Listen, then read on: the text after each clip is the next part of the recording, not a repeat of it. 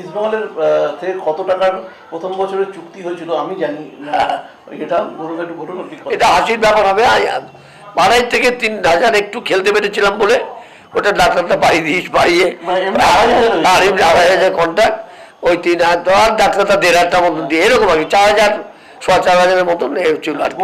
পুরনো লেখা আমি ইনফ্যাক্ট মানে পুরনো লেখা বলুন সাক্ষাৎকারে বলুন আমি পড়েছি যে আর একটা দাবি ছিল, সেটা হচ্ছে গৌতম দার মায়ের বোধহয় এটা ডেলি পাস চেয়েছিলেন, তাই না? এরকম কিছু একদম। তো মা কি ইস্টবেঙ্গল ছিলেন? মা ইস্টবেঙ্গল সাপোর্টার ছিল না, সন্তানের ভালো কোন মা চায় না দেখতে সবাই। হ্যাঁ বাবা গেছেন, বাবা কিছু খেলা দেখেছেন আমাকে, বাবা টেলিভিশনে ছিলেন, ক্যালকাটা টেলিভিশনে ছিলেন, বাবা গাড়ি মানে জিপে করে যেতেন। তো মা এটা বলতে পারি যে মানে আমার জীবনে মায়ের একটা বিরাট প্রভাব। বাবার তো অবশ্যই, বাবা যেভাবে ওই কষ্ট করে 6 ভাই বোনের সংসার, আমাদের অত বড় সংসার টিউশন করে চালাতেন, ওই একটা মানুষের রোজগারে আমরা 6 ভাই বোন মানুষ হয়েছি। তো সেই সময় লালন পালন করছে মা আমাদের। কিন্তু মার একটা অদ্ভুত একটা আশীর্বাদ ছিল।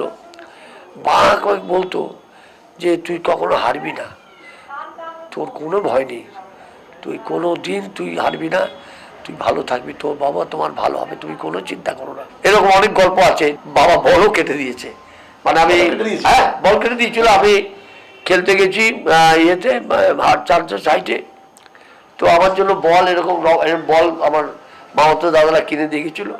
আমি পড়াশোনা ফাঁকি দিয়ে আমি চলে গেছি, সেই বল বাবা কেটে দিয়েছিল। কিন্তু মা আবার সামান্য ওই মায়ের যে কাছে যে টাকা ছিল সেই দিয়ে মা আবার বল কিনে দিয়েছিল।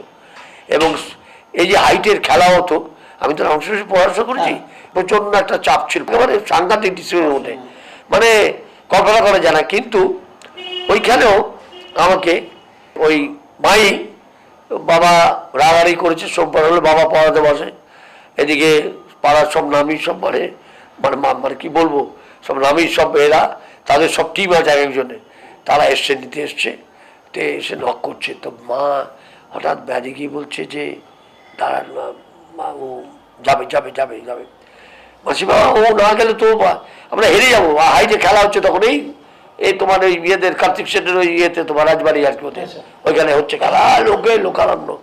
মানে একদিন আমি 7খানা গোল করলাম, সব প্রাইজ নিয়ে নিলাম, highest scorer, best player, players prize, ক্লাবের প্রাইজও।